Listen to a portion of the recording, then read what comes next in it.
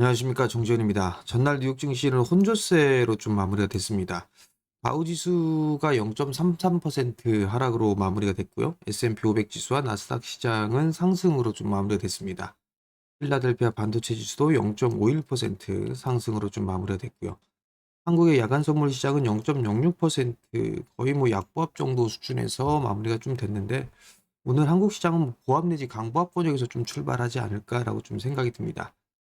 나스닥 시장이 0.76% 상승을 좀 했어요. 테슬라가 하드캐리했다라고 좀 보시면 좋을 것 같은데, 20%가 넘는 그런 상승으로 좀 마무리가 됐습니다. 일단 실적이 양호한 부분들이었었죠. 실적이 좀 잘 나와주는 그런 모습들을 좀 보였었고요. 내년도에 전기차 판매 대수가 30% 이상 될 거다라는 그런 머스크의 좀 발언이 있었어요. 시장에서 내년도에 예상했던 부분들이 약 한 14% 정도 였었거든요. 근데 그 부분들을 두 배 이상 상향 조정을 했던 부분들이죠. 그러다 보니 일단 테슬라의 주가가 급등을 해주는 그런 모습들을 좀 보였습니다. 그 이외에 또 상승을 했던 종목군들이 뭐 랩리서치 같은 경우도 실적 발표가 좀 괜찮았었죠. 그러면서 5%대 좀 상승을 했었고요. 그리고 가상화폐 관련주죠. 코인베이스 같은 경우도 상승으로 좀 마무리가 되는 그런 모습들을 좀 보였습니다. 미국 시장의 좀 차트를 보게 된다라면 21선을 지지를 해주는 그런 모습들이 좀 나와주고 있는 그런 상황들입니다. 이제 여기서는 조금 더 조정을 좀 받을 수도 있어 보이긴 하는데, 일단 21선 자리대를 지지를 해주고 있다라는 점. 다만 이제 다우지수 같은 경우는 21선을 이탈해주는 그런 모습들을 좀 보였습니다. 그러면 여기에서는 조금 더 조정을 받을 수 있는 그런 상황들입니다만, 일단 지지 라인대가 상당히 좀 두텁게 지지 라인대가 형성이 되어 있는 그런 상황들이기 때문에, 여기서 뭐 추가적으로 뭐 급락이 나오거나 그런 부분들보다도 일단 서서한 좀 눌림목 구간 형태의 모습들을 좀 보이지 않을까, 그렇게 좀 보여집니다.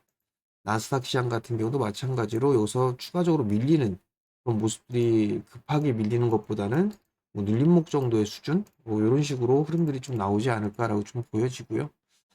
테슬라 같은 경우의 차트를 좀 보게 되면 급등이 좀 나왔어요. 박스권 상단 자리대까지 한꺼번에 치고 나오는 그런 모습들을 좀 보였습니다. 저항 자리대에 좀 부딪힐 수 있는 그런 자리대죠. 그렇기 때문에 오늘 미국 시장 같은 경우는 조금 눌림목 조정이 좀 나올 수도 있는 그런 상황이다, 이렇게 좀 봐야 되지 않을까 싶어요. 일단 미국 시장은 좀 상당히 양호한 그런 모습들을 좀 보여주고 있는데, 한국 시장 같은 경우는 여전히 지지부진한 그런 모습들을 좀 보여주고 있습니다. 하루 만에 외국인 쪽에서 변심을 했어요. 어, 수요일이었었죠. 수요일 날 같은 경우는 그래도 외국인과 기관 양매수가 좀 들어왔었죠. 코스닥 시장도 양매수가 좀 들어와주는 그런 모습들을 좀 보였었고, 선물 매수세도 들어왔었어요. 근데 그 다음 날은, 바로 목요일 날은 매도로 좀 전환되는 그런 모습들을 좀 보였었고, 특히나 거래소 쪽에 있어서의 매도 규모가 좀 상당히 크게 나왔는데, 이게 대체적으로 삼성전자에 다 출회가 됐습니다. 삼성전자가 1000만 주가 넘는 1100만 주가 넘는 매도 물량이 좀 나왔었어요. 그러다 보니 시장은 좀 밀려 내려오는 그런 상황이다라고 좀 보셔도 좋을 것 같습니다. 삼성전자가 56,000원대까지 신저가를 좀 기록했어요. 월봉 차트를 좀 보게 되면 전저점 자리대, 그리고 120기로선 이 자리대가 53,000원에서 55,000원 요 자리대인 그런 상황들인데, 이 자리대까지는 일단 열어두고 좀 봐야 되는 부분들이 아닌가라고 좀 보여집니다. 외국인 쪽에 있어서의 매도 부분들이 좀 마무리 일단락이 좀 돼주는 그런 모습들을 보여줘야지만 흐름들이 개선이 될 텐데, 아직까지는 그러한 모습들이 좀 나오고 있지는 못하고 있는 그런 상황들입니다. 근데 이제 오늘 시장의 흐름들은 좀 긍정적으로 좀 봐야 될 필요성은 있을 것 같은데, 우선적으로 보게 되면 지수가 다시 5일선 자리대를 안착을 해주는 그런 모습들이 나와줘야 됩니다. 단 5일선의 이평선 자리대가 약 한 2590포인트 정도, 그 정도가 좀 될 것 같고요. 코스닥 시장 같은 경우는 조금 더 밀려 내려온 부분들이 있습니다. 이격이 좀 벌어지기 시작을 하는데 코스닥 같은 경우는 740포인트대 초반 자리대예요. 이 자리대를 좀 안착해 주는 그런 모습들이 나와줘야 기본적으로 반등에 시발점을 좀 마련할 수 있다라고 좀 봐야 될 것 같은데, 오늘 이슈거리나 이런 부분들을 보게 되면 어제 이제 장 마감하고 난 이후에 얘기가 좀 나왔던 부분들이 SK 하이닉스가 테슬라에 인공지능 AI 칩을 공급할 수도 있다, 뭐 이런 얘기들이 좀 있었어요. 1조 원 규모죠. 1조 원 규모의 칩을 공급할 수 있다라는 그런 얘기가 좀 나왔습니다. 그럼 일단은 반도체 쪽의 기업들 같은 경우는 호재로 좀 볼 수가 있겠죠. 그 두 번째 부분들을 좀 보게 되면 오늘 새벽에 좀 나왔던 그런 부분들인데, 미국에서 IRA 세액 공제안이 확정이 됐어요. 공제안이 확정이 좀 됐는데, 여기에서 이제 국내 배터리 기업들에 있어서 혜택이 좀 늘어날 수 있다, 뭐 이런 기사가 좀 나왔죠. 그러면 결국은 반도체와 2차 전지 쪽에 있어서 시장을 좀 방어를 해주는 그런 모습들이 좀 나올 수도 있다는 얘기죠. IRA 세제 공제안 확정이 됐고 한국 배터리 기업의 혜택이 좀 늘어날 거다라는 그런 부분들이에요. 배터리와 소재, 핵심 광물도 추가 혜택이 늘어난다, 뭐 이런 부분들이 기사화가 좀 됐습니다.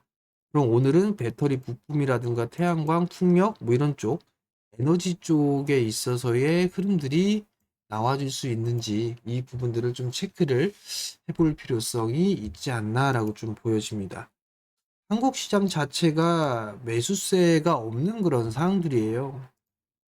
매도세가 있는 그런 상황들이지만 받쳐주는 그런 모습들이 없어요. 그러다 보니까 수급 공백으로 인한 매도 물량, 이 부분들을 소화하지 못하다 보니까 지수가 흘러내리는 그런 모습들을 좀 보여주고 있는 그런 상황들이거든요. 지금 요 자리대 2550포인트대를 좀 지지를 해주려고 하는데, 이 부분들을 좀 지지를 해주는지 봐야 될 것 같고, 오늘 같은 경우는 5일선을 좀 안착해주는 그런 모습들이 좀 나와줘야 된다라는 점. 그리고 환율 같은 경우도 어느 정도 좀 안정을 취해가고 있는 그런 상황들이지만, 이 자리대를 넘어서게 되면 변동성이 좀 나올 수가 있어요. 그렇기 때문에 환율에 대한 부분들도 좀 체크를 해볼 필요성은 여전히 좀 있다.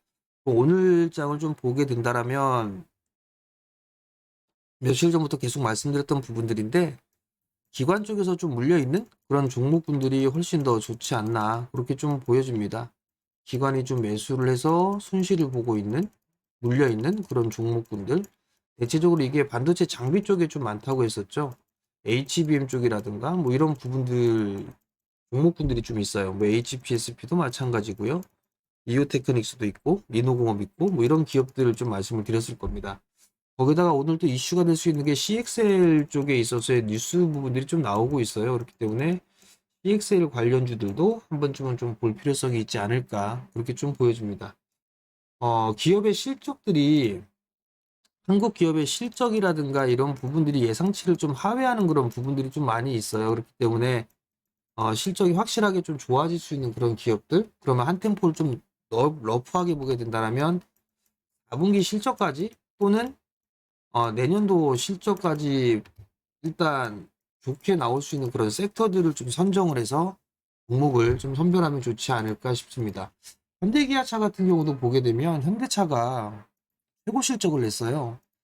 최고 실적을 냈는데 예상치 하회했다라는 이유만으로 이런 식으로 장대 음봉이 좀 나와줬다라는 거, 수급이 원체 좀 좋지가 않다라는 얘기예요. 그러다 보니 종목군들의 힘이 없다. 그럼 여전히 오늘도 종목장으로 좀 진행될 가능성이 좀 높다라는 거. 오늘 같은 경우는 반도체하고 2차전지 이쪽에 있어서의 흐름들이 좀 나와줄 수 있는지, 그리고 에너지 쪽에 있어서 매수세가 좀 들어와 줄 수 있는지, 그 부분들을 좀 체크를 해보는 게 좋지 않을까, 그렇게 좀 보여지고, 가상화폐 주가 흐름들도 여전히 좀 괜찮은 그런 모습들을 보여주고 있으니까 가상화폐 관련주들도 한 번쯤 봐도 좋지 않을까 싶습니다.